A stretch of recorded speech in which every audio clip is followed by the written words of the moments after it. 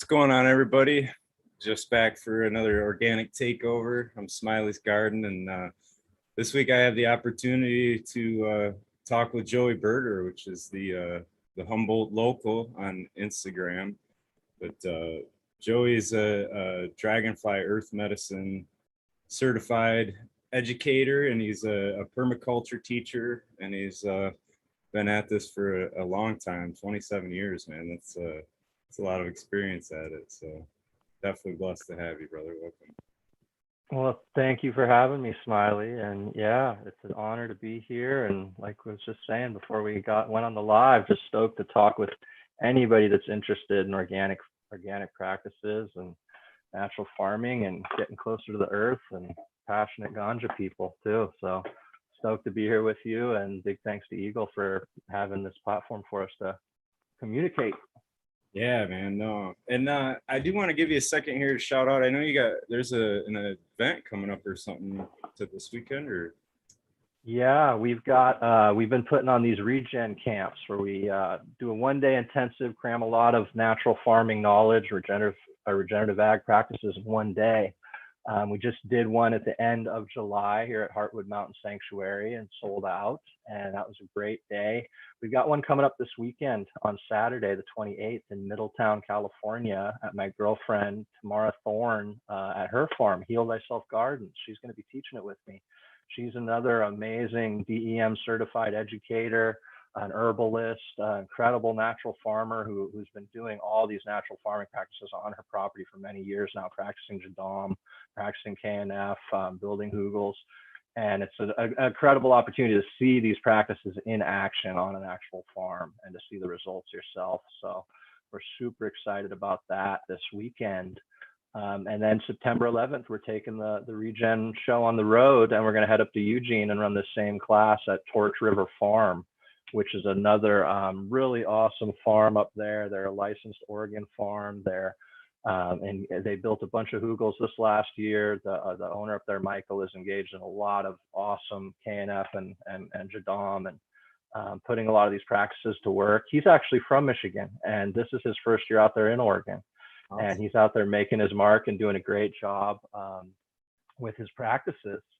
He took over a big operation, and they're really doing a good job converting it to natural farming. So we're excited to get up there to their farm. Oh, that's really and hang with the Oregon fam. We're going to have some of the other DEM family is going to come out for that. Mycophyte Solutions is going to come and bring some King Stropharia spawn to inoculate this big hugel culture bed that we're going to build. And we've got some other DEM farmers that are going to come out. So we're just super excited to get our bus up to Oregon September 11th for that next regen camp. Yeah, that's cool. Now, I mean, I know about the Dragonfly Earth Medicine certification, and I'm sure some people in the chat do too. But if you wouldn't mind, just kind of, what would you describe that certification as being, so people kind of understand? Sure. Well, Dragonfly Earth Medicine is I'd hate to call it a brand. It's really a farm. It's really Josh and Kelly, Josh Service and Kelly Dunn. These incredible farmers, educators, healers, big mentors to me, and so many of my peers really introduced me to so many aspects of natural farming and cannabis. I owe a lot to them. So the Dragonfly Earth Medicine Collective is a group of farmers, educators, medicine makers who are really held to a very high standard, hold themselves to a very high standard. There's a peer-reviewed certification, the Dragonfly Earth Medicine Pure Certification, that is peer-reviewed. I go out and do some of these certifications on the farms in my local area here in southern Humboldt and northern Mendocino. So it's a very cool certification. It recognizes your regenerative practices and your efforts for educating your community as well. That's a part of the certification.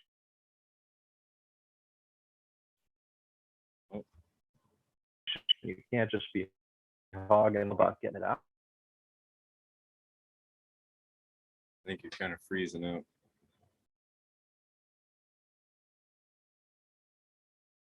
Oh. Well, hopefully it wasn't me. See chat moving, so I don't think it's mine. the Northern California internet, I guess. Hopefully Joey will be right back, guys. I see you guys in chat too. I appreciate you guys coming out. Out there and, building better soils. So they.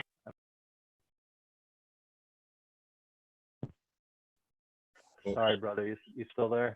Yeah, man. You kind of froze up for a minute and then it popped in for a second. We kind of go in and out. But yeah, my I'm out here in the hills. The internet's a little spotty. Usually it's pretty good. So yeah, no, I appreciate you making the effort. So yeah, Dragonfly Earth Medicine has this pure certification that really recognizes a farmer's regenerative practices. It's not a certification that you can buy. This is certified by your peers in the regenerative cannabis community. This isn't just for flower and farms. This is also for products, medicines that people make. We were able to get certified for the homemade Jadon herbal solution pesticides we were making this summer at Heartwood, and I was able to get Heartwood's farm DEM certified last year, which isn't a cannabis farm, it's a vegetable farm. This isn't just about cannabis certification. This is about, just in these practices, these regenerative practices that don't deplete these natural resources that are in limited amounts. These are practices that regenerate the soil. And so yeah, it's an awesome certification to be a part of. In 2017, I got a licensed farm in Mendocino that I owned certified, and that was around the time I really got introduced to that community. I'd been a student and practitioner of permaculture since my teenage years. I was fortunate enough to take a permaculture design course really early on and carry that into my cannabis career. So all these things that were taught in regenerative farming and natural farming really resonated well with me. The ethics of permaculture, people care and earth care and fair share. So natural farming just really made sense to me. I'd always been an organic cultivator and trying to find more natural ways to do this and cheaper, more cost-effective ways to do this. And learning Korean natural farming and Jadon and realizing that these plants all around us are everything that we need is right here in the forest and on our land already was incredibly eye-opening and, a spiritual experience. You really start connecting all the dots. And but yeah, bringing it back to DEM. So it's an awesome certification. You need to be using at least 7 closed loops on your farm for at least over a year. These are closed loop systems. These are things like building your own compost, using your wood waste streams as hugelkultur builds, or chipping them, or saving your own seed, companion planting, making your own inputs, making your own fertilizer, making your own microbial inoculants. These are the types of closed loops. This workshop we're teaching Saturday, you're going to learn about 8 or 9 closed loops. But if you go home and implement every one of these a year later, not only is your farm going to be in better shape, and you're probably going to have more money in your pocket and more water in your land, in your water table, but you're probably going to be well on your way to being ready to be certified by, if not Dragonfly Earth Medicine, one of these other regenerative farming certifications. And there's a fantastic local nonprofit in our area. When they took all this cannabis money for all the licensing here in Humboldt County, they put a lot of money aside for these grants. And so there's a local nonprofit called Redwood, I'm going to botch the name, Redwood Regenerative Alternative Agriculture Fund. And they gave us 4 full scholarships for licensed Humboldt farmers to come take the workshop this weekend, which is fantastic. They want to help local Humboldt farmers get up to these standards where they could get these regenerative certifications. They understand that if you're a small farmer and you're not making regenerative practices part of your brand and part of your operation, it's going to be hard to compete. It's going to be hard, cost-wise. The market is crashing out here in California right now. Major oversaturation, major crashing of the market. The only way you can really increase profits is by starting to learn to make your own inputs, cut costs. You're not going to be able to expand out of your garage. We got to cut costs every place we can. That's the only way we're going to put $1 back in our pocket, as well as growing more efficiently and all these other things. But that's the big thing we're trying to teach the farmers out here is, I hammer this home on my Instagram all the time, and I hammer this home to my clients I consult with, is that, there's two ways for your operation to make more money. You can expand, which takes all these resources, or you can reduce those expenses. And it's the same dollar going in your pocket either way. And it's a lot easier to reduce those expenses. And when we start building our soils and building the biology in our soils, we don't have to fertilize as much. We don't have to water as much. Yields go up as your fertilizer use goes down. It's amazing. And all this natural farming, it's so new. It's really just been in our cannabis world 5, 6, 7 years now. You look at who the leaders of the regenerative cannabis industry are right now. Look back 5, 6 years on their Instagram. We were all in smart pots. We were all buying a lot of organic shit at the grocery store, which is expensive. Compost tea materials are super expensive. Organic soil, all these organic amendments are expensive, and most of them are shipped from around the world. That's the other thing with DEM certification. It's really about being really mindful of where these products come from, the hidden costs, the environmental costs. What is the social environmental cost of actually flying a bucket of guano halfway around the world? For it to come in at the bat cave, Yeah, for it to come in at 25 to 50 bucks a bucket, that means there's blood in that bucket, environmental blood at the very least, if not real blood. I know a lot of wars have been fought over these guanos. So it's really being mindful of these inputs. Where did they come from? Trucking in peat moss from Canada? These things just don't make sense. So it's really, how do we use the plants in our biome? How do we use the plants on our land to build a really unique product? You start growing really nutrient dense medicine, really nutrient dense food, and if you're a cannabis farmer, you want to talk about terroir. There's nothing more unique than a cannabis strain that you cultivated in your area that's used to your grow conditions, and you fed it plants from your land, and it was tended by microbes from your property. There's nobody that can reproduce that product. There's no corporate cannabis that's going to be able to reproduce what you just did. And people ask, how do you adapt this stuff to large commercial, big money operations? And that's what Jadon was developed for. Jadon was kind of the evolution of Korean natural farming, founded by the son of Master Cho, who brought us Korean natural farming. He wanted to find a way to do this on a larger scale so that big ag could make this transition to natural farming. And they do it on hundreds of acres. They do it on thousands of acres. And we can do it on cannabis as well, but I don't think we should.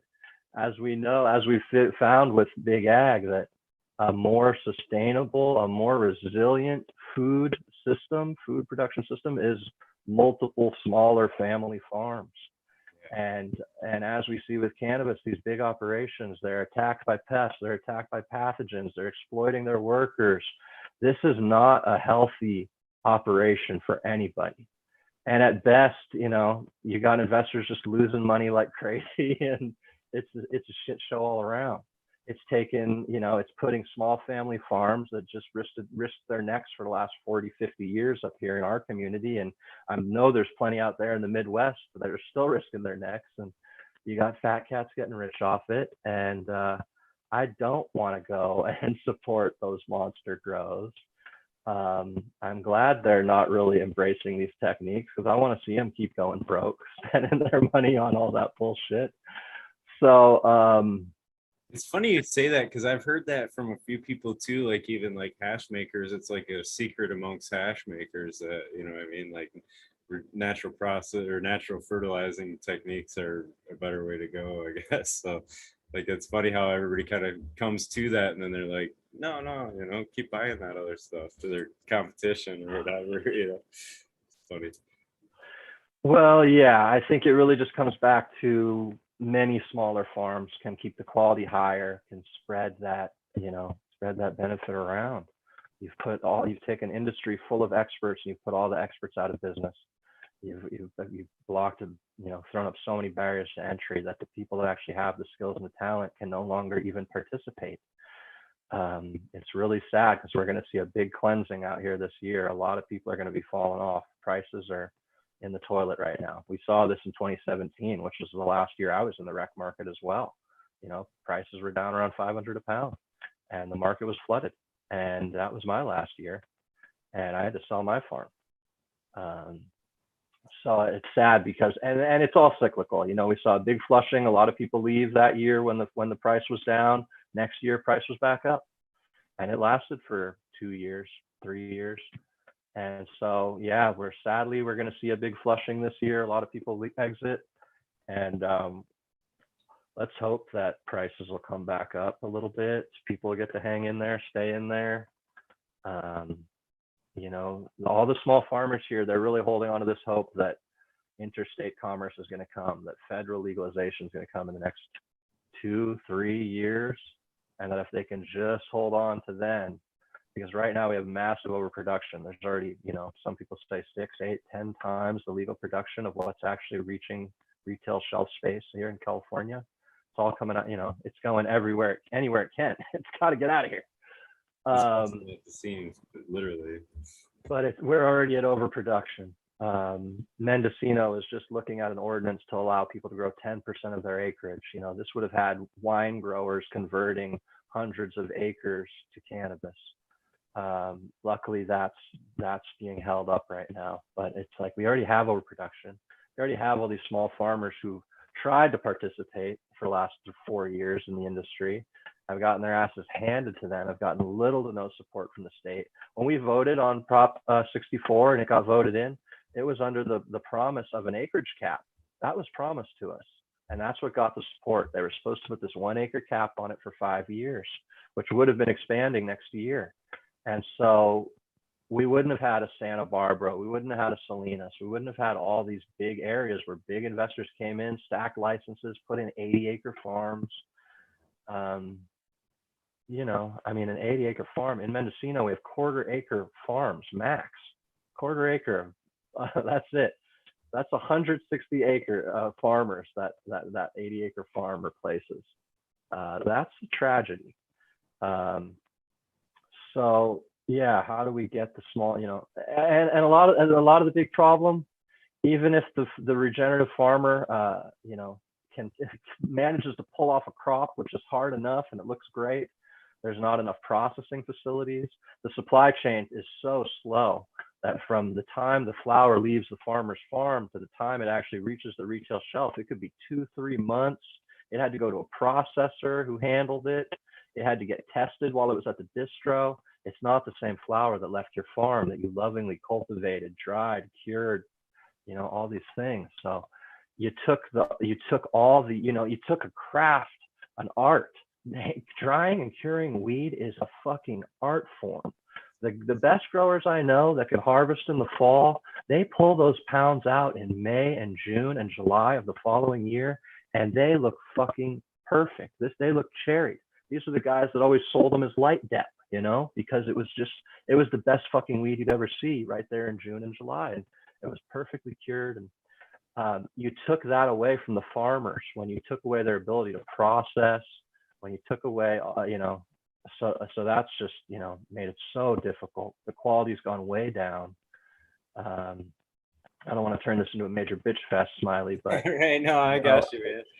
I was gonna say, I'll switch you off if in the 27 years, that's a long time. So I would imagine going back, you probably did come from some of the hydroponic roots and the growing. What really, you mentioned you were into permaculture in a teenage year, but what really kind of stemmed you down the road of trying to go regenerative type farming?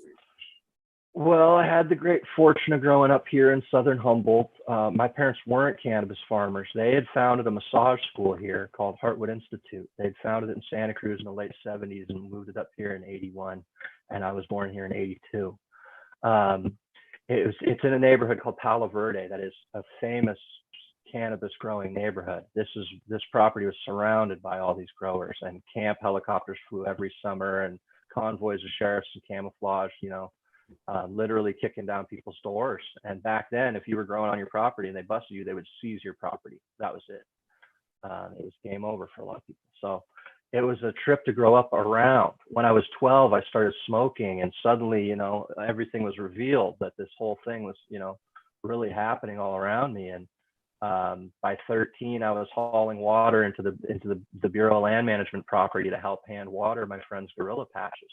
These were the days of gorilla. You know, this would have been 94, like 94, 95. And, you know, cannabis was $4,000 or $5,000 a pound. So if you could pull 4 or 5 pounds, you were crushing it. If you could pull 10 pounds, you were buying land that year. You were buying a 40-acre parcel. You know, land was cheap back here, but you couldn't grow on your own land. So you had to go guerrilla grow anywhere you can. And around here, there's this half hour down the road here on Bell Springs Road, where one of my licensed farms ended up being many years later, is this little patch of Bureau of Land Management land, BLM land, we call it. And we would go and hike out there and grow these patches, and they would get busted. Sheriff, you know, law enforcement knew about them. They would go out there and bust that area every year. So by 14, I was guerrilla growing my own patches. And yeah, around when I was 17, I took that permaculture course. And at that point, I dropped out of the public school. I was doing some unlearning. I was really getting deep into the permaculture. I had a mentor that was an amazing permaculture teacher, and I was learning cannabis. I was learning the art of, at that time, guerrilla growing cannabis. And that meant rolling out and burying miles of water line in the forest, putting pots and grow bags up in trees, fencing in, you know, huge areas in the forest where you had to grow under the trees and under the manzanita bushes, and trimming out the bushes to get a little bit of sunlight. Camo spray painting everything. I mean, putting grow bags up in trees and running drip emitters up into trees. This is how I got so good at plumbing, was putting grows, you know, you'd have 20, 30 grow bags or pots up in the right tree, all on drip. Would you like build like a tree fort up there, or like a platform, or how? Oh, no. Some of these trees are maples that have big, giant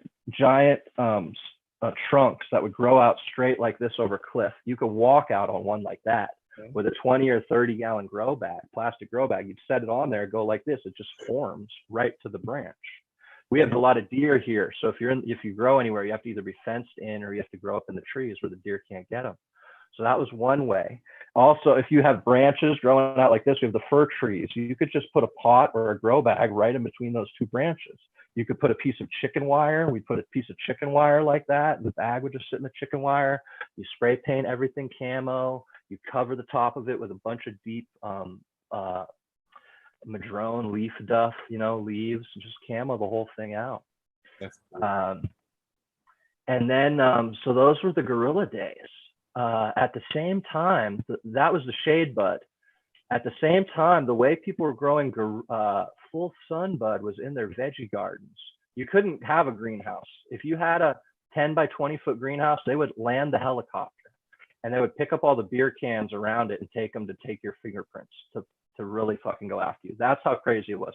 When I got my land in 2001 and built a 24 by 40 foot greenhouse, the neighborhood shit their pants.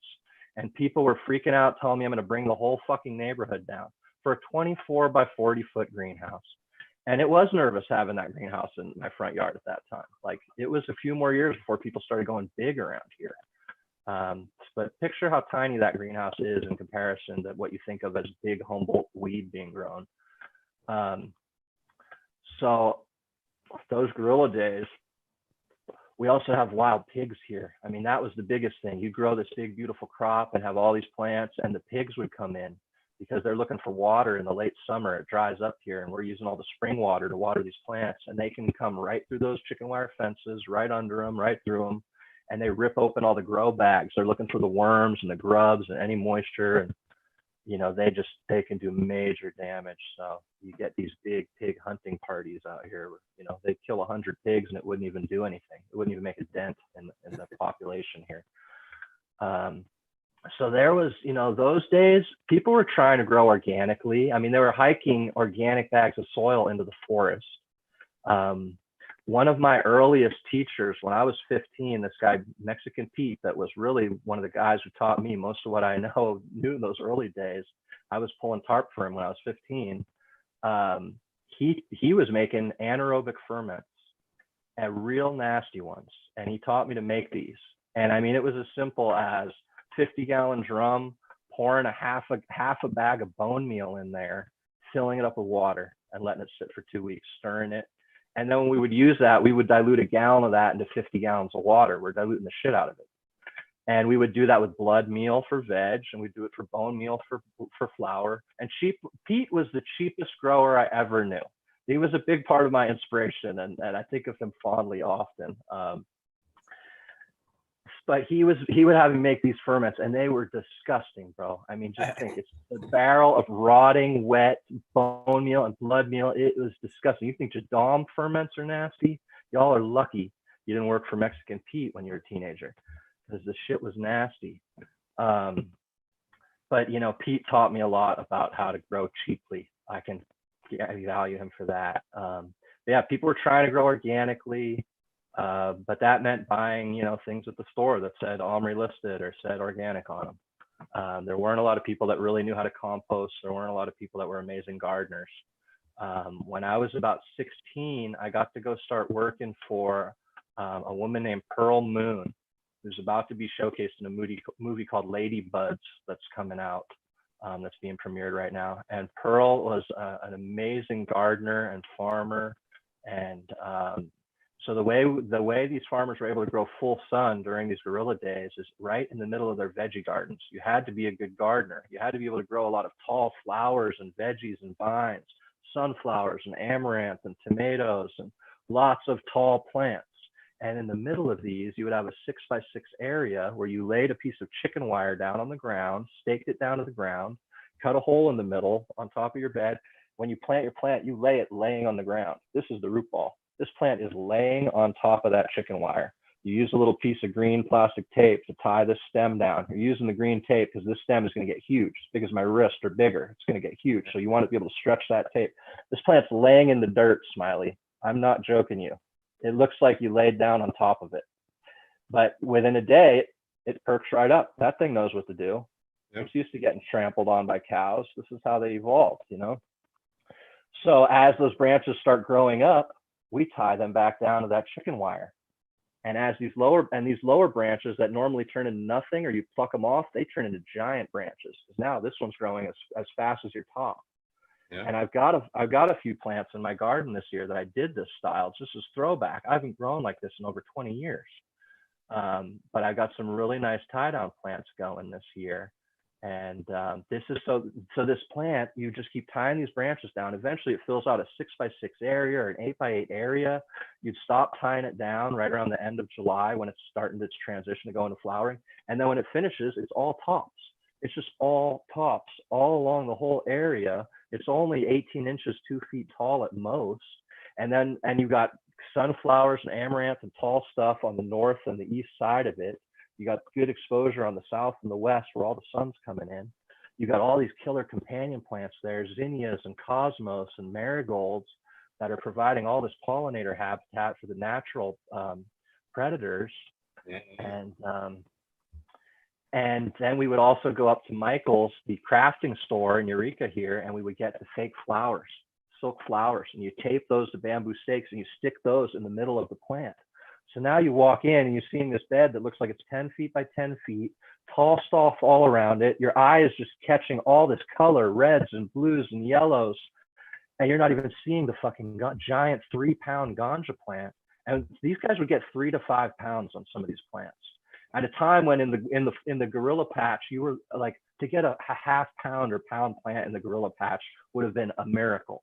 You were lucky to get like a quarter pound, you know? So that these guys were getting 3 to 5 pounds, and it was full sun. Back then, they didn't have many strain names. If you had full sun bud, you were getting $4 or $5 grand for that. You know what I mean? A pound on the hill. So the tie down method is what it was called, and people call it scrog, screen of green. But it started out here in the 70s and 80s to hide that weed in your veggie garden.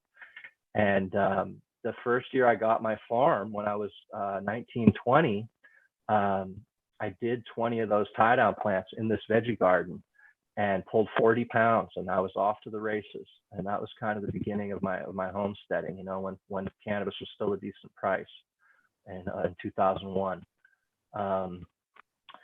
And I did that tie down for a few years there. I mean, those first probably 4 years or so were all tie down until things just the whole neighborhood got blown up enough and nobody was really doing it anymore. And we could finally start growing it in rows and growing it straight up tall. I had grown very few plants straight up and tall like that, you know, up until that point, other than the gorilla stuff. But getting to grow a big plant outside, getting to, you know, getting to learn that stuff was great. In between that time of the guerrilla days and the outdoor tie down days, and me getting that land, the campaign against marijuana planting. This was the state and federally funded, you know, war on drugs, war on cannabis. They really ramped up. Enforcement, and they really started busting outdoor. And this is when big indoor started getting developed. I'm going to do a little shift here for a minute. Smiley, my computer is saying it's not charging up, and I just want to make sure things don't die on you. Yeah, you're fine, man. Yeah, it's not charging up though. Yeah, you want to give me a minute, man? I'm going to run out in the other room and just grab another extension cord real quick. Quick smoke break. Holler at chat. What's going on, guys? Good to see you hanging out. Hopefully everybody had a good start to the week so far. Is you going to the event this weekend? Hopefully we'll see you there.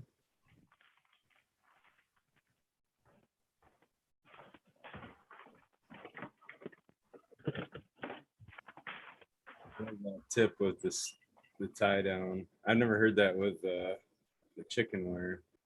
That's kind of cool. All right, brother. Let's do it. Yeah, so big indoor, big diesel generators. I cut my teeth on 100 lighter in the woods. This was guerrilla indoor. The same land that I had worked on this big outdoor grow, these guys are pulling 100 pounds in the woods. And I mean, having to hike everything in, having to hike everything out.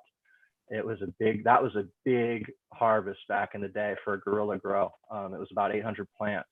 But then they transitioned over to indoor. They got themselves a 100 kilowatt generator, you know, or 80 kW. This thing was burning like 100 gallons of fuel a day. And during my year or so working with these guys, we built that thing out from 100 to 120 lights. And we would build these in the woods. You go into the woods, there'd be a logging trail that's all overgrown with trees, and you go in there and you build a deck like you're building a house, pure blocks, you know, deck. And then we get these these shelter tents, 16 feet wide, 24 feet long, 32 feet long. They're the canvas carport tents. They're not like cheap like Costco. They're like the heavy duty like you see in ag yards and soil yards, or people park heavy equipment under them. Boat, you know, people park the boats or RVs. Anyways, we'd build those out because you could throw you get the deck up over a day or two, and then you'd throw that tent up in a day. And you'd insulate the inside of it with the Reflectix, the rolling insulation, and boom, instant grow room in one day. And we could put 25, 26 lights in one of those. So I spent a good year and a half working on that indoor grow, and it was general hydroponics, 3-part. Learned all that. It was growing in soil, but it was packing the soil out every time and dumping it down the hill. You know, it was fucking nasty. And there's still a lot of these grows indoors out here that are exact same thing. It was a lot of diesel being burned. It was a lot of, you know, you're doing oil changes on that generator every 5 days. You know, it's a really disgusting way to grow cannabis, you know. And I really had a lot of conflicts with it, you know. And but this was late 90s. There was so little cannabis out there. People need this medicine so bad, you know. We felt like we really had to do what we had to do to keep the industry going at that time. That was right around the time that Purple hit. purple came on the scene, and that was a game changer for my community. You know, suddenly there was a product that if you had it, you knew you would get, your family would eat that year. If you had the Urkel clone, if you had the purple, you knew you'd be able to sell it. And that was a game changer when nobody wanted green pounds anymore. Yeah. It's interesting. It is that way Oh, though. so you know, I did that big indoor. Right after that, I got my own farm, started doing that outdoor. But that winter, I set up an indoor of my own. I put in 48 lights, 48,000 waters on my own farm, and started growing in soil using that 3-part GHP. You know, that was kind of the standard issue indoor weed back then. A lot of people that were growing it weren't even smoking it. People didn't even smoke weed. I smoked that weed. I had friends, my friend who ran that 120 lighter, we would sell his wife a pound or two of our outdoor weed for her head stash. You know, guys were pulling, you know, 100 pounds of perp every 3 months, and they wouldn't smoke a gram of it because we knew what went into it. It's a bit of a blood diamond, you know. It was being sprayed with a lot of pesticide, and you know, whatever these guys had to do to get a run in, they did it. You better believe it. So that kind of mentality still exists out there for sure. It does. So yeah, I got that indoor going and pulled a couple of runs, never had much luck, and then had to shut it down. I got some threats from an ex-friend of mine who went down the tubes all strung out on drugs and sent me a letter saying I'd been snitched off, so I had to rip it all down and rip it out.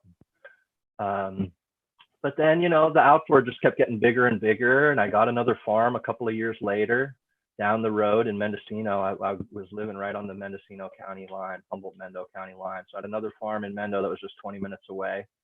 Anybody that's been following me for a while knows that place as the Mendo Hideout. And that was a beautiful piece of property, and it had power. It had PG&E, Pacific Gas and Electric, which meant I could do indoor again on the grid. And that was really cool. It meant I could set up my own clone op, which really helped. This was during those purple days, 04, 05. And now I could really crank the perp. And I actually set up I had some friends from Santa Rosa. Santa Rosa is a city about an hour north of the Bay Area here, where they grew a lot of indoor, and they were big hydro guys. And they taught me hydroponics, ebb and flow tables, 4x8 tables. And I did that for a couple of years, if anybody can believe that. I did rock wool 6x6 fucking Hugos, which is just disgusting to me now that I know what all these things are. We did use a GHP organic line at that point, but it's just, you know, so It's kind of complicated. Yeah, but it was fun to learn that stuff, and but it did seem like it was very water intensive. I didn't have a really controlled environment. One of my grow rooms was literally in an old, you know, 80s hippie shack cabin that wasn't real insulated. So in the summer that room would cook. My reservoirs would take a lot more water, and it wasn't as autopilot as I thought it would be. For these Santa Rosa guys who had a smaller operation, it made a little more sense. But I had 26,000 waters over there on the grid. And it was a big power bill, but at the time, like I said, perp was the order of the day, and you know, a quarter of the crop would go towards the power bill. But at least I wasn't having to run generators anymore, and I wasn't having to change oil, and it was just easy peasy. The generators probably cost a quarter of it anyway. Yeah, well, diesel's pretty cheap. At least it was back then. Now, not so much. But back then, diesel was a really cheap option for running a big grow like that. And there was no way to run a big scene on the grid unless you were stealing the power, which would really get you in trouble if you got busted, you know. So, yeah, man, I've kind of touched certainly all aspects of the cultivation. As I got my own farm and got my big outdoors going, we would we would look at how can we do things as simply as possible. And you know, the big thing we say in permaculture is what is the least effort I can get for the, you know, what is the smallest effort we can make for the biggest change, the biggest yield. So we're constantly looking at what's the easiest way we can grow this cannabis. What's the easiest way for me and 2 other people to grow as much cannabis as possible.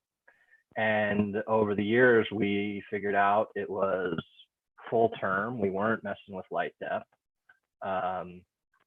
It was growing with a lot of soil amendments so that we would do a really hot soil mix of organic different amendments, a lot of bone meal, a lot of chicken, just dry organic amendments. A lot of like a super soil, exactly. A really complex, really expensive super soil. So hot, we'd have to let it cook for 2-3 weeks before we could plant in it. But we were growing in 200 to 300 gallon smart pots. This was around 2009, 2009 is when we converted everything over to these 200 and 300 gallon smart pots. Up till that point, I was mostly in beds. I was mostly in beds at that point. But yeah, I got inspired by some people I actually was seeing on the weed forums. This guy Tom Hill, who people know from the Deep Chunk strain and Purple Monkey Balls. And Tom was one of the first people to really get on the weed forums, IC Mag, about 11, 12 years ago, and show 10-pound plants. And he was making these big homemade smart pots. He was making them out of fencing and weed fabric and filling them with 400 gallons of soil and showing 10-pounders. And that really just hit home for me, because the biggest plants I'd seen were maybe pushing 7, but I hadn't really seen anybody growing in those big pots. And that just clicked for me. And I literally put in a ton that year of these smart pots, and just went to big plant styly, and that worked out really well for the next decade or so.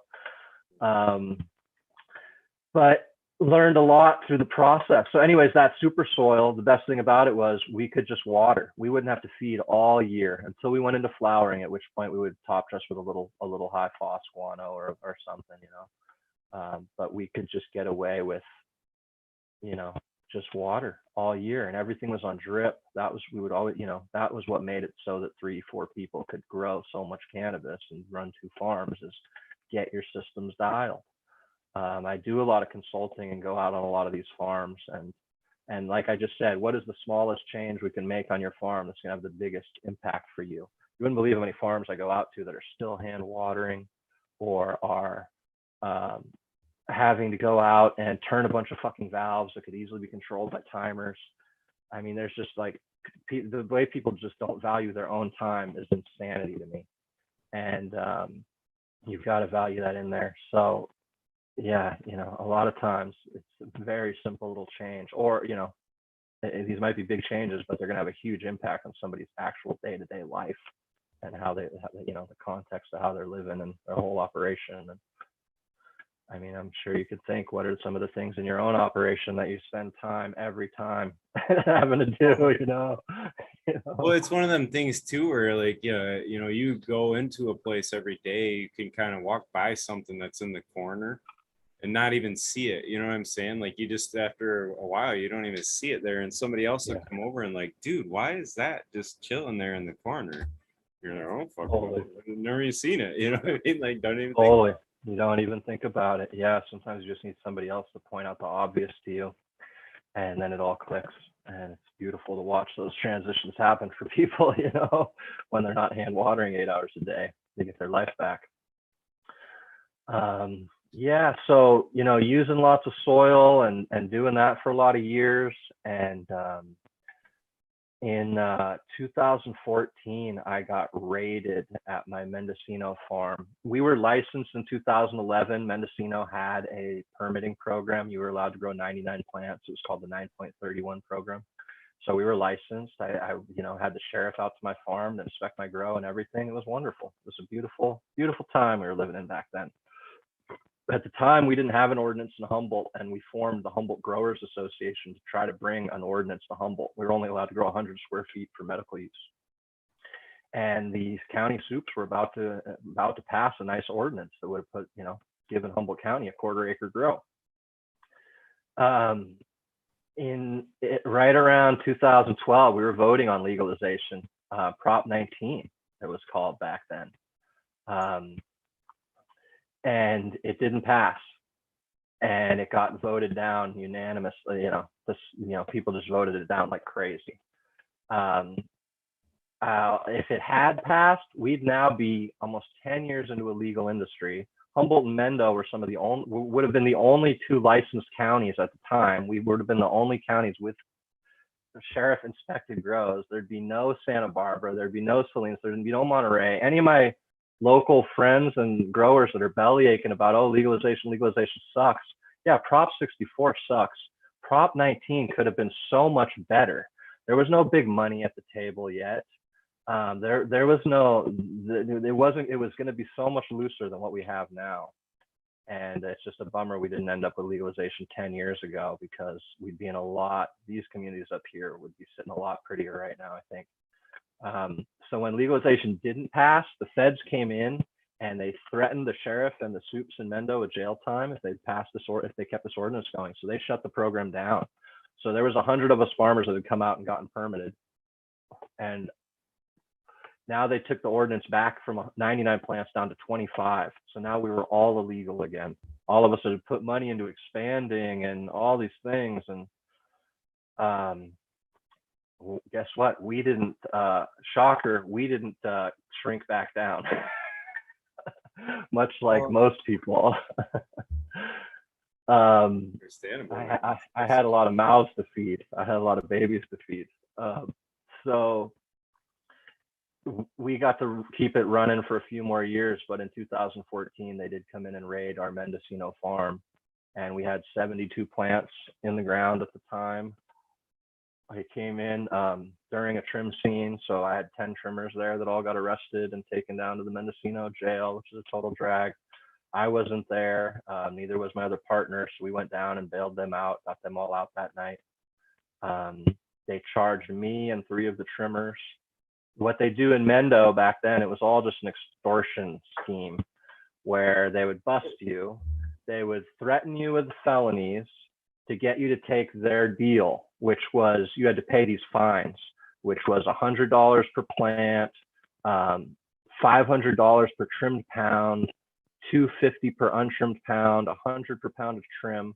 We got really fucked because I had my trim scene going on there. So there were all these trim pounds, untrimmed pounds. I had weed from my other farm being dried there because I had better dry facility there because I had power.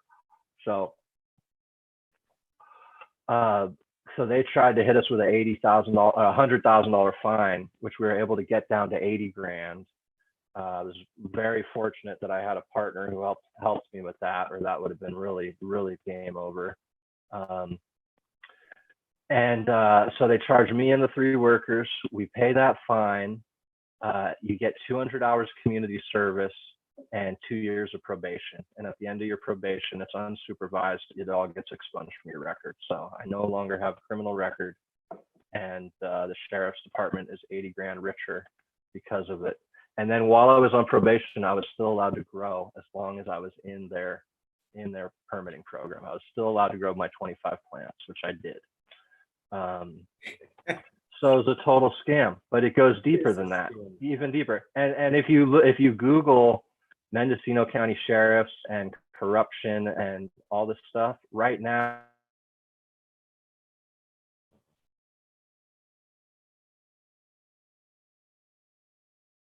It's a total scam, though.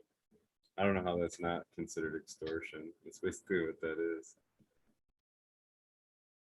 You damn near hanging him over the balcony by his ankles. It's like a fucking shakedown. Thug style. It is thug style too, because they come in fucking guns ablazing, kick your door and shit, rough everybody up, shoot your dog, fucking drag everybody out. now all those guys are being that huge case right now. So I would encourage everybody to look. It just pop back on and then you're good, man. All right. So here's the other part of this. This is where they really get your money. They seize your stuff when they come to your farm. Do you have ATVs? Do you have heavy equipment? Do you have boats? Do you have vehicles? Anything that's paid off. If your shit's paid off, they'll seize it. This is a big tip for everybody. Do not pay your shit off. Keep a lien on it at the bank, because they're going to call the bank. Oh, there's a lien. They can't seize it. So don't be all baller and pay your shit off. That's a tip right there, huh?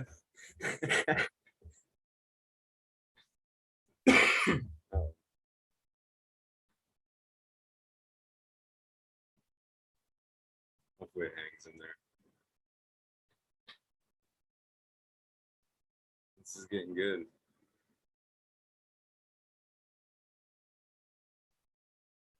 Yeah. He's gonna pop back on again, hopefully.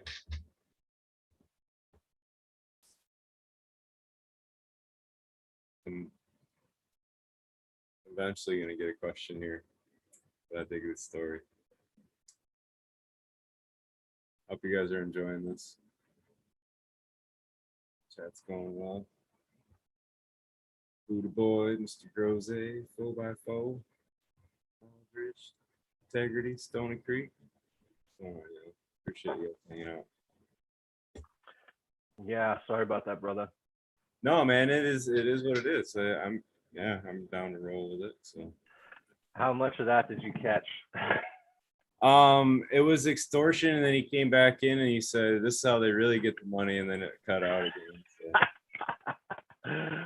Well, they do what they call asset forfeiture, as if you're giving them the shit, as if you're forfeiting it to them. Like, hey, have my shit. Let me forfeit this to you. Not we're stealing your shit that you worked hard for. So I had a Kubota excavator there, a 10,000 pound mini excavator that I'd been using to develop my land. I'd owned it for about 6 or 7 years. And they seized that and the trailer I hauled around on, and they just towed it out of there.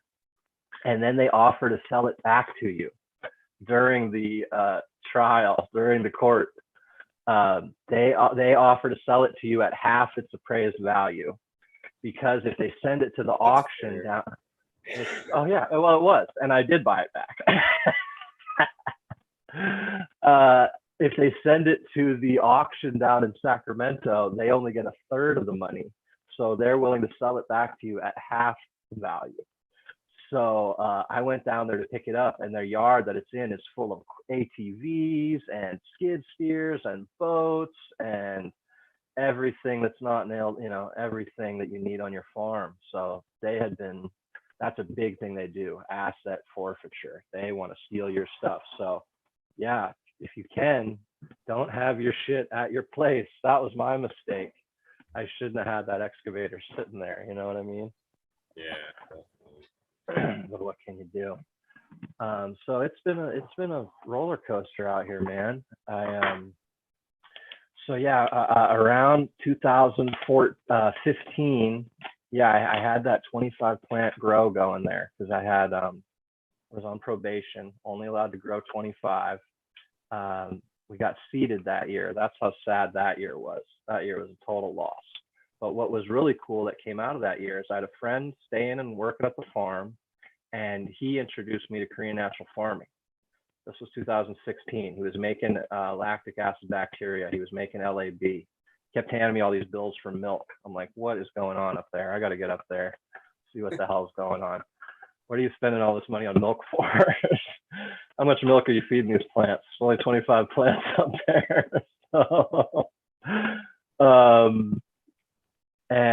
So he had told me a little bit about it. The next year I discovered, Chris Trump's videos, and I had some friends up in Willow Creek that had learned some of this stuff out in Hawaii, and were practicing it and showing a lot on Instagram. And there was suddenly starting to be a good little community of people practicing Korean natural farming and Jadon. And once I started diving and, doing my own deep dive into Korean natural farming, I discovered Jadon, which was an evolution of KNF founded by the son of Master Cho, the founder of Korean natural farming, as a way to, do this on a larger scale for big ag, which we talked about a little bit earlier. So Joey, real quick, does Jadon actually stand for anything? Is that it stands for a Korean phrase that means people that are like nature. So it doesn't make sense in the translation that we're looking for. No. Yeah, but it means people who are like nature, and that's what this natural farming is really mimicking what we see in nature and working with nature. Feeding these microbes in the soil. That's exactly what happens in the forest. Exactly how these plants want to grow. So, natural farming was a game changer for me. So like I said, I was doing super soils. I'd been looking for better and better ways to do this. I was learning to build hugelkultur beds as I was, starting to learn to manage my forest and do agroforestry and, create more defensible space. We're out here in fire country, we've got big fires by us all right now. It's horribly smoky here right now. So yeah, just, embraced all these practices, and it really fit into my permaculture, house that I want to be living in. Permaculture is really the design system, and all these practices, Korean natural farming, Jadon, living soil, hugelkultur, all these practices just fit into that that permaculture house. So yeah, man, it was fun to learn. The other big turning point for me, that 2016, I had a really bad experience where we had russet mites for the first time, and I had never experienced it. I'd never seen them before, and they kicked our ass. We lost a third of the crop, and we asked around, and people, what we came up with was a combination of Dr. Zymes and this product called Pyganic. It's a pyrethrum product that's organic, OMRI listed or whatever. We beat the russets back. We had a really lousy year. It was a really tiny year anyways. The county had allowed grows back up to 99 plants again, but we only had 60, 70, and they were really small. We got in late. So anyways, some of the bud was really good. And I had a really good partner that year named Todd of Resin Ranch Extraction. He'd been working with me for a couple of years. And Todd's an amazing hash maker, dry sift, bubble hash, and rosin maker. Most people out here in California know Resin Ranch. And I had the honor of working with Todd for a couple of years up on my farm. And he made incredible hash, dry sift especially. And so we went to the Emerald Cup that year, and we won first and second place in the dry sift category with this hash that we made. And that year at the Emerald Cup, it was a real clusterfuck. They had more entries than ever. They extended the deadline period so more people could enter. And then they didn't get all the material tested before the event. We literally got to go up on stage, get these trophies, thank everybody, whoop, whoop, Humboldt, ow. And then 2 weeks later, Tim Blake, owner of the Emerald Cup, calls us up and says, the test results came back and your hash failed. We had tested the flour that we made the hash out of, and it passed. But when it was concentrated down into dry sift, it then failed. And he said for the pyrethums.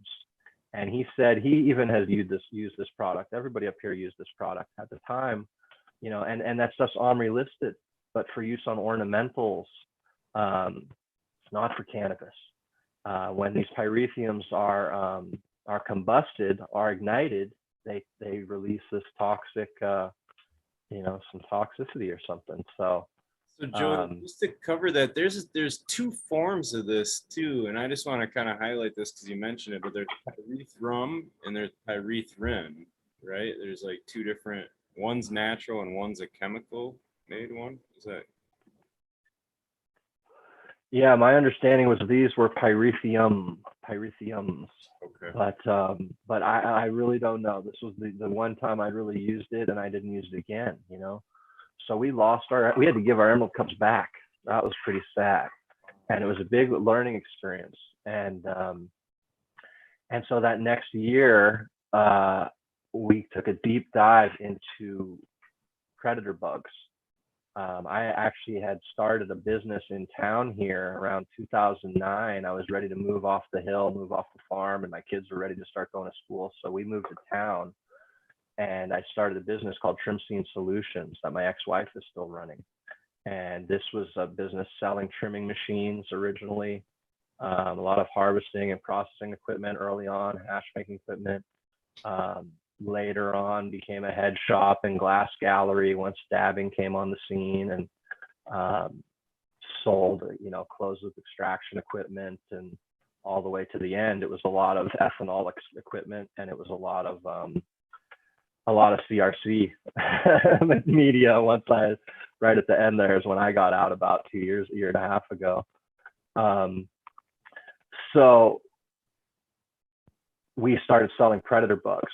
We weren't a grow store, we were kind of our own unique store, really more around the harvesting, processing, and extraction business, which I did a lot of consulting on and built out a lot of these facilities, a lot of the processing facilities around here, and sold a lot of this equipment. I was the dealer for most of these trim machine companies from way back, the first dealer for a lot of these companies.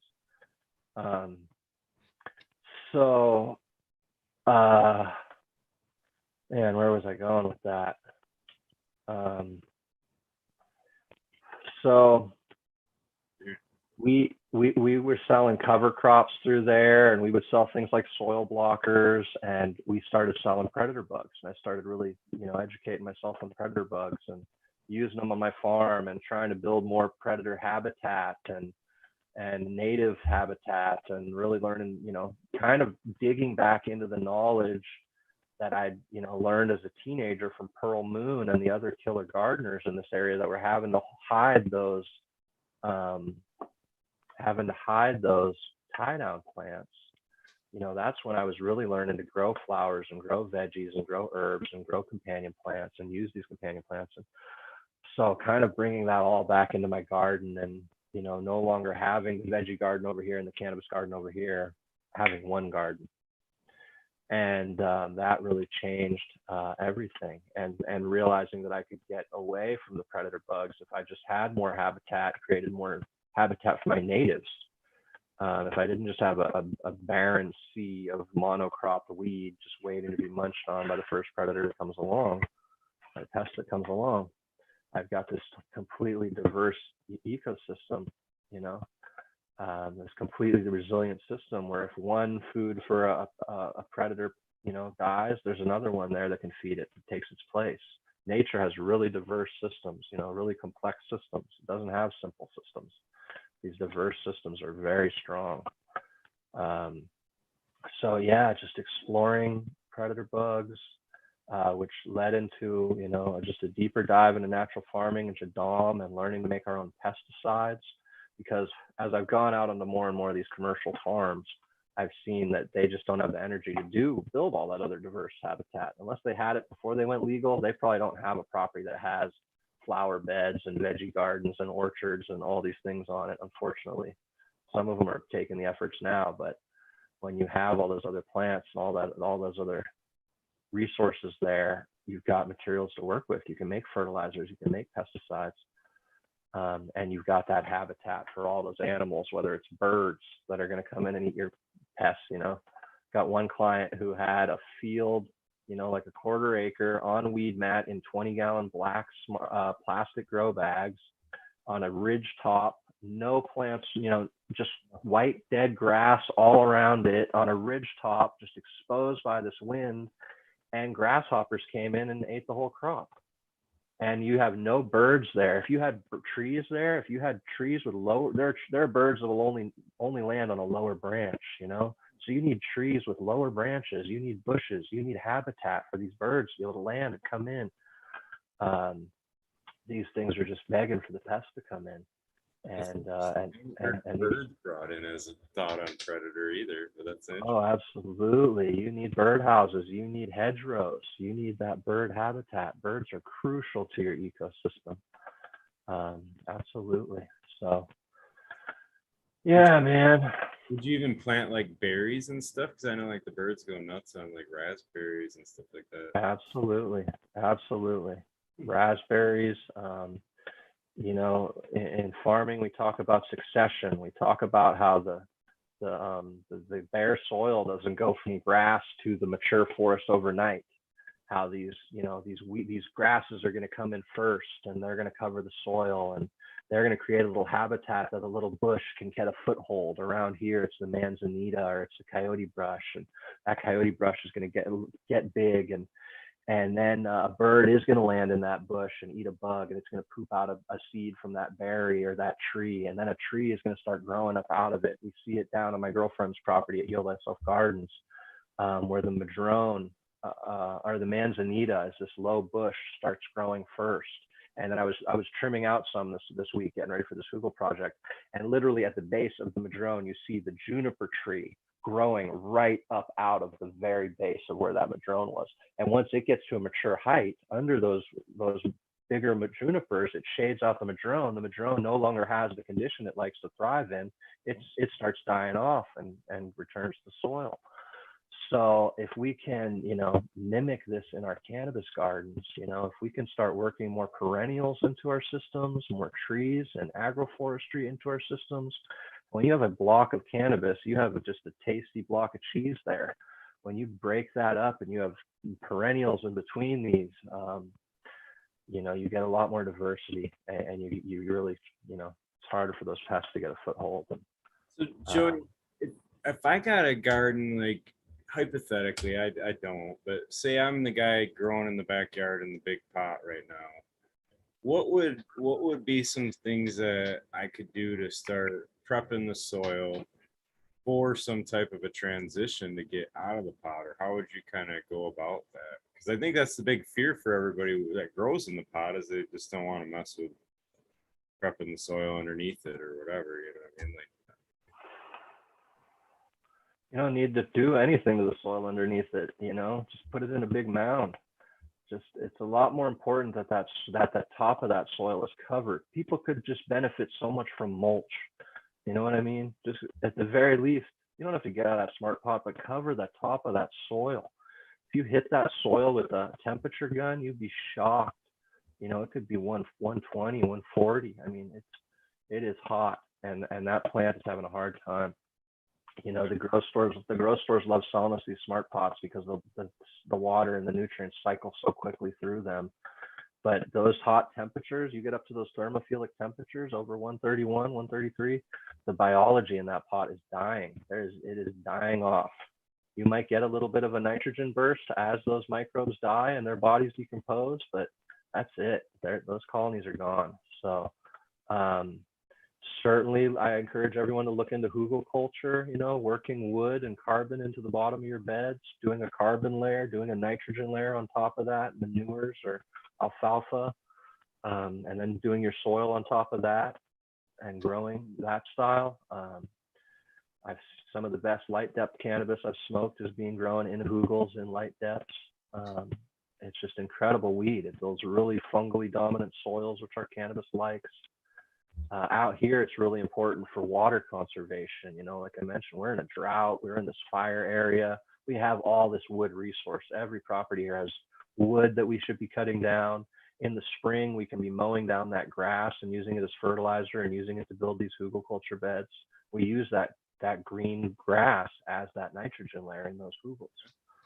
So that is such an available resource. I got on these people's farms. They think they have no resources. It's like, you got grass, you've got the mistletoe, you've got this bracken fern over here, and we're near the ocean. We can go get seawater. We can go get the mussel shells. There are resources all around you. I was just talking to a guy. He's down in Tulum, Mexico. They have the coral shell. They have all this limestone, basically. That's this ancient coral that's above ground now. That's above the water now, and they grind that up. And he's down there practicing KNF and using that lime from the coral to make his water soluble calcium. So it's all about finding out what's available in your biome.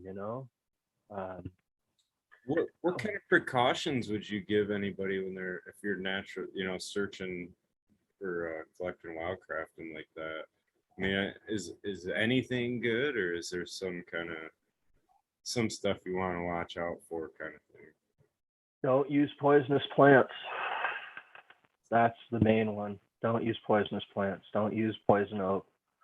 I mean, I've put poison oak on the bottom of a hugel, but I was using an excavator to rip it out of the ground and bury it under, 2 feet of wood and another 2 feet of dirt. So that's one thing, but I don't like touching that stuff. It's an occupational hazard for me being out here in Northern California.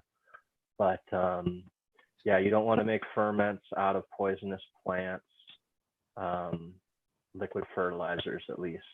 A lot of the Jadon herbal solutions are made out of some plants. These are our pesticides that we make. Somewhat toxic. The plants like the oleander, which is such a common plant. It's planted on the highway center dividers around here. It's just used in landscaping. You know, go to your local dentist office. They'll have it in the parking lot.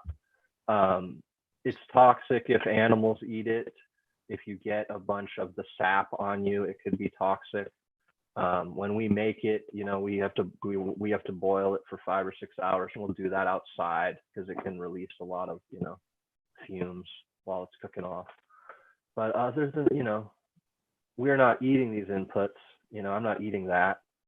The Korean natural farming fermented plant, fermented fruit juices you can eat because it's just sugar and plant material. And we make those out of some yummy stuff. You can make them out of, you know, my girlfriend makes them out of all the leftover fruit scraps that her 7-year-old daughter leaves all over the house all day. Oh, here's a piece of watermelon. Oh, here's a banana. Okay, here's a peach. So, cool. You don't want to use store-bought ideally because those things are always sterilized and have had the biology scrubbed off of them. You want to use, you know, fruit, you know, that you can grow yourself or get from a local farmer. But yeah, you know, that's what I really like about Jadon. It kind of gets away from the sugar, and for our context, it just fits really easy because we have some materials in abundance, some plants like blackberries and these ferns, and so there are a lot of plants that, you know, Jadon really fits our context well, where we can do them on a pretty big scale for these bigger commercial operations. You know, not huge. I'm talking couple acre, you know. But yeah, I think most of the people understand KNF, like as far as what you're saying with the sugars and stuff. What's the big separator or difference with that and Jadon then? Well, with KNF for your fermented plant juice, fermented fruit juice, you'd be mixing it 1-to-1 by weight with your brown sugar. The brown sugar, through by being really dry, it works with osmotic pressure. It draws the juice, the fermented plant juice, out of the plant material. And provides a food source for the microbes that are in that plant juice. In Jadon, we use the microbes in the forest, in the leaf mold soil that we gather to extract the nutrients from the plant material. We'll fill a container with plant material, water, and this leaf mold that we gather in the forest. That's very easy to find. You can find it anywhere. You know, if you look for the white, mycelial network strands in the soil, when you dig around in the forest and the old growth and the less touched areas of the forest, you know, pull back that top layer of unbroken down leaf and get down into that layer that's just touching the top of the soil. That's where the most diversity of microbes and the most microbial life and the bacteria and the fungi and the nematodes and the protozoa, arthropods, they're all in there. And so we're going to use that, and we're going to colonize this container of plant material and water. And so, like I said, it just fits better for my context. I don't have to buy anything. I can just go out in the forest and get what I need. And I don't have to support the sugar industry. You know, KNF, you're using such small homeopathic amounts, you know, it's not a big deal. And it's great that it's such an amazing option for so many people. And that's why Master Cho created this, was to give the farmer the power to not have to go to the, you know, rely on chemical companies and fertilizer companies. And he did it. He did that great job of that. And like I talked to my friend in Mexico today, and he has jaggery there, the unprocessed brown sugar, and you know, they have a lot of access to these inputs that you know, they have a lot of rice there. And so Korean natural farming works great in his context. He's doing awesome KNF down there, and yeah. So it's all about your context. What do you have available to you? And I don't follow one dogma. I practice everything. KNF, Jadon, you know, what's my time frame? How quickly do I need this input? How much of an abundance of it do I have? This is gonna be the context to which, you know, I'll do either KNF or Jadon, or what am I doing? You know, in Jadon, you can make a calcium extract in 24 hours. In KNF, water-soluble calcium is going to take you 7 to 10 days. but be a much more concentrated input. That's the other thing. You know, KNF, you're making a much more powerful concentrated inputs than Jadon. Jadon's just a little easier to scale up, for my context. You know? So how would you make a calcium input in 24 hours? Oyster shell, ground up oyster shell, 1 part to 10 parts vinegar. Add it real slowly into that vinegar so it doesn't boil over like the volcano in your science experiment. Let it sit for 24 hours, strain it off, use it at 50 to 1 to 500 to 1. That's ready in 24 hours. Isn't that the same process though as what? It's the same process, but when you do that 10-day process with the toasted eggshell, which is how they make the water-soluble calcium in KNF, it's a much more powerful input. You can use it at 1,000 to 1 versus my 50 to 1. I would start at 500 to 1 testing it and then work my way to 50 to 1. Yeah, gotcha. I was always kind of wondering too on the vinegar in there, but the pH on that's not going to be an issue once it's mixed, right? I mean, like you dilute it or whatever, it's probably not. Yeah, shouldn't be an issue. I mean, in the KNF recipes, they recommend the brown rice vinegar, but I end up using a lot of apple cider vinegar out here. We also make, every time we make a fermented plant juice or fermented fruit juice, you can use that waste to make vinegar. You immediately just fill that jar back up after you've taken the FPJ out. Keep that plant material in there, just fill it back up with water and breathable lid, you know, leave about 1/3 of the space in the top for some fermentation room for the air. Cover it, breathable lid, put it in a dark place, and 3 months, you know, 3 to 6 months, you can start getting vinegar out of there. I've made cannabis vinegar. I have some apple vinegar going right now from an apple fermented fruit juice that we made at a workshop recently. Yeah, so vinegars are super easy to make, especially if you're doing fermented plant juice, fermented fruit juice. Yeah, super easy. And how big a role does it matter, like when you're making? I know there's a few people in chat that make fermented fruit juices and different things, but like, does it really matter if I use a mango or a cantaloupe, or I mean, is there a big difference in these, the response in the plant? well, all these plants have different, constituents that they're made up of, different nutrients that they're made up of. For flowering, we use a lot of zucchini and pumpkin, very high in phosphorus. We'll use the star thistle, high in calcium. We use the mistletoe, high in phosphorus right now for flowering. So you gotta find out what your plant is, what it's made out of. What's its nutritional makeup and nutritive makeup, and in natural farming, we have the nutritive cycle, nutritive plant cycle, and that is, you have 3 stages of a plant's life: veg, transition, and flower. Transition is when you're going between veg and flower. For us outdoor growers, we're kind of at the end of our transition right now. We're starting to go into flower. Transition kind of starts around mid-July here, around July 20th or so, for most outdoor strains. So we're still feeding our transitions, but we're just about to start feeding our flowering ferments right now. And these are made out of ripe cannabis, that zucchini, that pumpkin, like we talked about. We're adding some fish Jadon liquid fertilizer. I also have fish amino acid, the KNF input.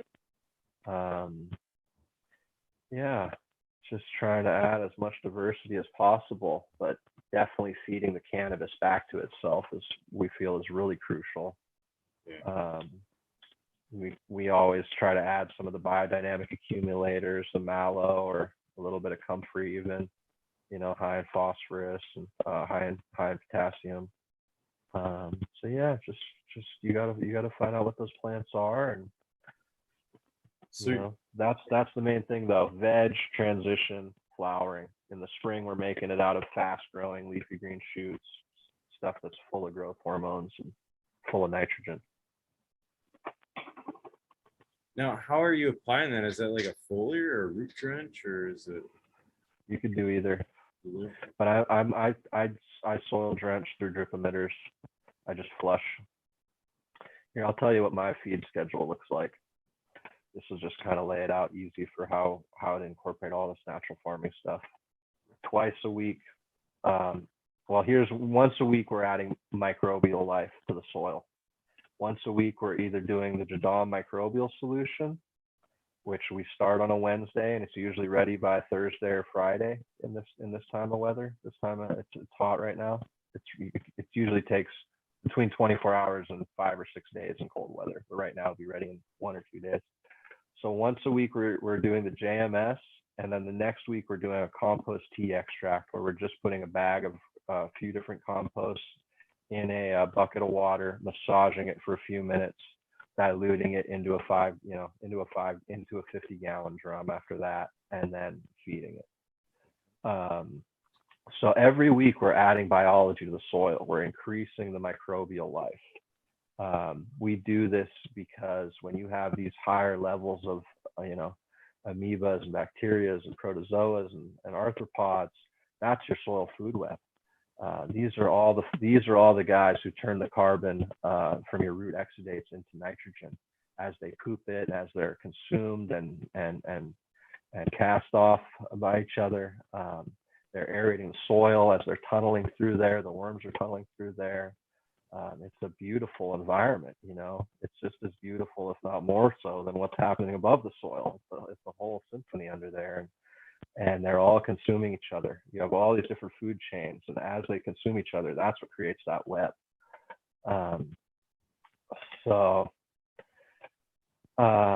we are adding that microbial life once a week. At the same time, we add our liquid fertilizers into that dilution tank. And these are our Jadon liquid fertilizers, or our Korean natural farming fermented plant juices or fermented fruit juices. Over the last month, it's been a lot of water-soluble calcium and a lot of water-soluble phosphorus. As we started going into transition, we started ramping both of those up. So twice a week we feed. We also do another feeding like that earlier in the week, where we do the liquid fertilizers. And then later in the week, we do liquid fertilizers again, and the microbial solution. So twice a week they're getting the feed. Once a week they're getting the microbes with one of those feedings. We also try to do 2 foliar feedings. Same thing, those same inputs that we're feeding the soil. Those same transition inputs. And we'll also try to spray, if we need to. We'll spray Jadon herbal solution once or twice. We had a bunch of plants. We literally brought in like the sickest plants and just stressed a bunch of plants and wanted to see how this stuff would work. And it's been amazing how we were able to green these plants up and get these plants to totally bounce back and grow, and are finishing up looking really good. And literally in July, it was like, whoa, these look terrible and super buggy. And now they're not. And all the companions grew in real nice, and the system's starting to work really well. And the Hoogles are on their second year, really their first year, because they didn't get rain the first year. So they're really on their first year of being grown in after some rain. But they got no amendments this year, just a handful of compost when I planted these plants. And there's a couple big ones that'll be 1 or 2 pounds. So yeah, it's just cool to see how with how little effort you can still get some nice stuff. So yeah, we're keep coming off it, but feeding twice in the soil, foliaring twice, pesticide spray at least once or twice, possibly, maybe not the whole garden, but maybe some of it. Maybe just some of my trap plants that have attracted the pests away from my cash crop, and they're getting a buildup of aphids or thrips, but the cannabis actually isn't. I might be spraying those plants. You know what I mean? But that's pretty much what the 2 week looks like on the farm here, and how we implement all those natural farming inputs. And earlier in the year, when everything's small, ratios are much smaller. We might be feeding things at 100 to 1. That right now we're feeding at 20 to 1.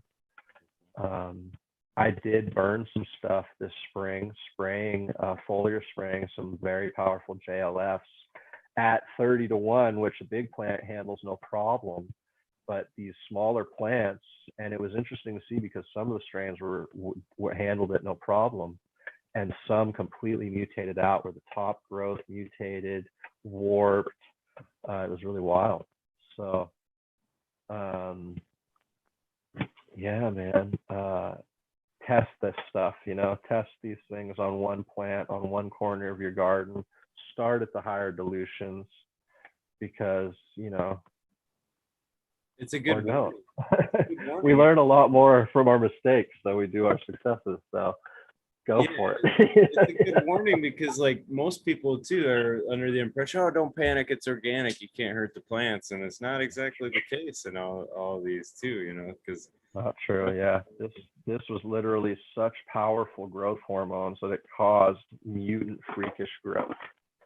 So yeah, you can very much overdo it with this stuff. So yeah, be very careful and yeah, just test, always test. I hope we all got a lot to lose. Now, when you mentioned the pesticide, what form of like regenerative kind of pesticide is there? Well, this is a Jadon input called Jadon herbal solution that we make from decocting herbs. Basically, you can do a hot decoction or you can soak them in water for 2 weeks, and they make a very powerful pesticide. The ones that have more of an aromatic smell to them, higher terpenes and more essential oils to them, we'll do in a cold extract, just literally soak them for 2 weeks. And that helps retain more of those terpenes and more of that smell. And we'll dilute these, 30 to 1, 15 to 1 if we're using an atomizer. And they're very powerful. So this is the one I was saying we make out of the oleander, and we'll make out of the bracken fern, and we'll make it out of things. They're also beneficial. I mean, these are beneficial for your plant. So we make them out of things like horsetail that are good for powdery mildew, have fungicidal effects, but are also beneficial, foliar to the plant. They're high in silica. They help build cellular wall strength. So killer plants. There's a lot of plants that can they put a good layer of bacteria on the leaf, on the phyllosphere. That's the area of the leaf. Around the roots you have the rhizosphere. On the leaf you have the phyllosphere, and they put this layer of good bacteria, and bad pathogens can't get a foothold. This layer of fungi on there, this beneficial fungi, and so it is important to spray some of those good microbes on your plants if you can. Not too deep into watering if you can help it, into flowering if you can help it, but yeah, that biology is good. That's cool. I guess it's interesting that it's just kind of setting it in water for a while and it's straining it off, and that's kind of the use. I can see how that's a lot more simple for large scale. You can make them quicker. That's what I love teaching about this stuff, is it's so accessible, it's so easy. Anybody can learn this. There's no expensive equipment. It's not rocket science. It is, once you learn it, it's so simple, and you start looking at plants differently. That lavender, that rosemary that's in the yard, that's your pesticide right there.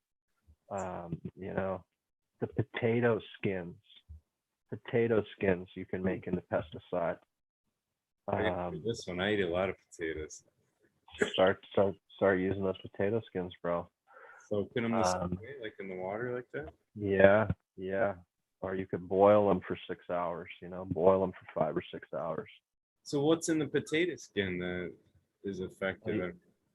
I don't remember what it's called, but the green potatoes, when you grow a potato and it doesn't get mature, the light hits it, it turns green. They say don't eat those ones because they're toxic. That's the stuff that's toxic to bugs, so to our pests. So you can get that just from the skins of those potatoes. It's an interesting one there. Yeah, I mean, tobacco is a classic one. You know, if you're in a pinch, if you're in a third world country, and you can make it out of cigarette butts. You know what I mean? If that's all you have access to, this is what natural farming is. It's supposed to be cheap. It's supposed to be accessible for everyone. And I don't mean every ganja farmer. I mean everyone who wants to grow their own food or their own medicine and take that power back for themselves, you know, that the pharmacy is taken from us and that big ag's taken from us. And so that's what I love about this natural farming, you know. That's what it's really about. Yeah, we want to grow our ganja, but we need to grow our own medicine, keep these immune systems up, nutrient dense medicine and nutrient dense foods, you know. They found that these are the most healing things for us. So this is the way. And you know, we're so lucky to have so many people that are teaching this stuff right now and getting the word out. Incredible educators sharing so much these days. And yeah, it's just exciting to see what's happening and all we've learned and what are we going to all be doing in 5 years, you know. I really think the future is working agroforestry into our cannabis and into our hemp, you know, growing cannabis and hemp as the annuals in between these agroforestry rows, these tree rows where we can have many perennial crops. We can have the berries and the vines. We can have grapes and kiwis growing up the fruit trees and ground covers and the many layers of plants. And, you know, we've got to get away from growing annuals, you know, and get more perennial yields in all these systems, you know. And the cannabis can still be grown in there. And out here, we're in such hot areas, this cannabis would benefit from going back into the shade a little bit, you know, much like the shade grown coffee is a higher quality product. I think cannabis with a little shade on it could do a lot better. Down in Lake County, it's so hot and sunny, and Trinity County and Grass Valley and everywhere over here, it's so hot and sunny. You know, people are doing a lot better with shade cloth over their grows right now. Plants are using less water, they're staying healthier, they're you know, you test the leaf temperature, and these plants aren't growing, they're not transpiring, they're not doing photosynthesis, they're just trying to survive. And so important to cool those plants down. Do you see there then? What kind of leaf temperatures are you talking about? Because we're all indoors, so it's, you know. You'd be surprised. It'll be up over 100, you know. I mean, it gets, you know, well over 100 degrees out here. So you'd be really surprised. And these plants aren't growing, you know, especially if they're in a smart pot, you know. If those roots are totally hot and warm at the same time, that plant's just barely trying to survive, and you're dumping water on it. That's one thing we don't have. Yeah, that's just one thing we're all up against out here right now. We're growing. We had a big market garden farm here last year, like 1/4 acre, and we're growing 1/10 of that this year. You know, we have this tiny little garden. What do you grow for market? Well, we just did a little, it was COVID last year, so we just did a little CSA for our 10 residents who live on the property here. Okay. And this year we didn't have the work, we didn't have the staff and all that, so we just did this tiny little garden. We don't have the water either, so we're doing what we can. But we got a little ganja crop in. We're growing under the personal use ordinance out here, so we're allowed 400 square feet. So we have a pretty small little hugel garden here called the Buddha Garden. That was looking pretty good right now. I'm actually kind of surprised how good it came on. Yeah. Yeah, it's cranking right now. There's all these melons coming in. Like, yeah. Turned out I turned the water up. That was a big thing. I started watering a lot more. They really liked that. Go figure. Right. And then really it cooled down here because it got so smoky. We kind of got a break in the weather. And for the last couple of weeks, it cooled down from high 90s down into the 80s and even a couple of days in the high 70s. And the ganja loved that. And it just, everything exploded when that happened because it had just been so hot. Everything was struggling with the lack of water, you know? Yeah. Yeah. Oh man, Smiley. I think we should wrap it up, brother. Yeah, man. No, that's fine, bro. I appreciate you taking the time and hanging out so far. It's been an awesome time talking with you. I've learned a ton. I've been sitting here taking notes this whole time. Right on, bro. I hope everybody in chat has too, man. I think everybody's enjoying it from what I could tell. So it's been Well, amazing. I hope it wasn't too far out there, and I hope some of this stuff resonated with some folks. And yeah, we're running these camps, and we're hoping to be bringing some out your way eventually. We'd love to come out to Michigan next summer, you know. So Yeah, try to that would find be a yeah, let's try to find a spot out there, and yeah, we hope people can come to some regen camps. You know, you can find me at the Humboldt Local on Instagram, and find my partner heal.thyself at heal.thyself gardens, and you can find the link to register for the camps in either of our bios. So come check it out. There's still room in both classes. August 28th is this weekend in Middletown, and then September 11th in Eugene, Oregon, taking the show on the road. It's gonna be cool. I hope you can make it out to Michigan or something too. That'd be especially if you could line it up with a cool farm and do like what you've been doing. You know? Yeah, we'd love to, brother. Let's definitely make that happen if we can. Yeah. But thank you for having me on, Smiley. This was awesome, bro, and I'd be happy to come back on again. Get tomorrow on here, and yeah, big ups for what you're doing, brother. Keep spreading the good word. Yeah. I appreciate it, man. I'll let you jump out and I'll close it out. And yeah, we'll definitely try to figure out another time too. So All right, brother. Much love. thanks, man. Yeah, peace, bro. Yeah. Yeah, guys. I hope you had a good time, man. I'm literally sitting here taking notes. I hope you guys were too. Joey's definitely a wealth of knowledge. It's hard to get to it all. I can't try to keep it going, but man, what a story, and what a guy. I bet at the class is gonna be dropping even more. So I definitely, if you guys are in that area where he's doing those, I would imagine that's game changer to learn some of that info. So we'll probably, yeah, I'll probably take a bathroom break and fire up a wormhole here in a little bit. But I definitely appreciate everybody that's come out to support these, and people that leave comments and all that stuff, man. It does. I appreciate all you guys. I love hanging out with you even when I'm in chat and not on the camera. So it's always fun, man. We'll kind of leave it at that. But if you can do something nice for somebody, random acts of kindness for you, Eagle. So